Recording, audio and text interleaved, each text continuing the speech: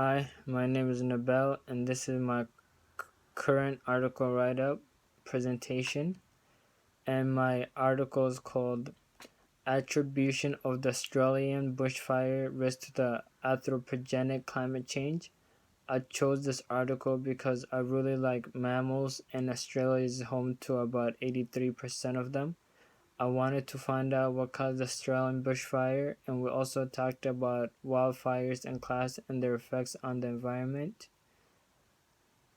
I looked at the original research for details and explanation. Other sources I looked at beside this article include bushfire data in Australia and BBC News.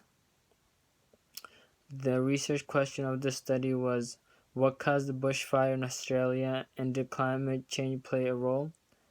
The hypothesis they were testing was, did climate change cause the bushfire in Australia?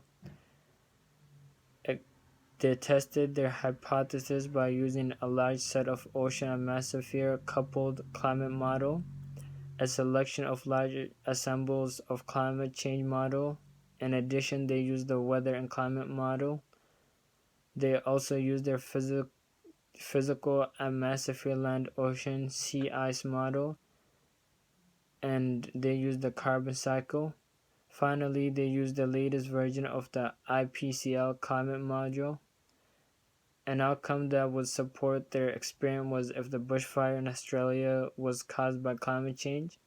After they did a deeper experimenting and looking at different models, they came to a different result.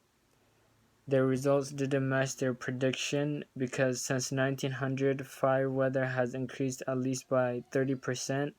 When they looked at the model, extreme heat is the main factor behind the Australian bushfire, with 495 inches increase at least, and the real increase could be much higher.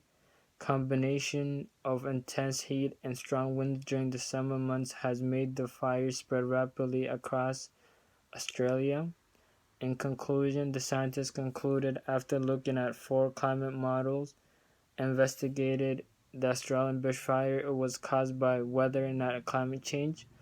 The models showed the probability of fire weather index has increased by at least 30% since 1900.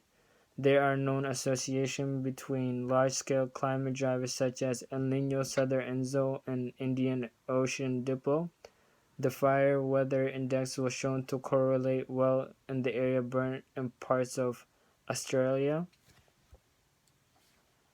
And this is my visual representation.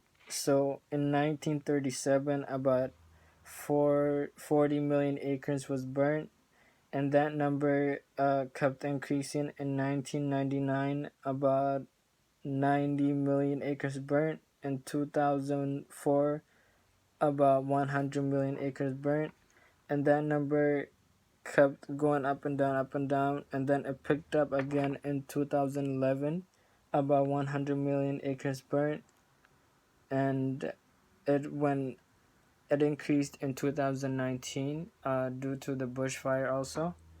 And yeah, this is my current article presentation.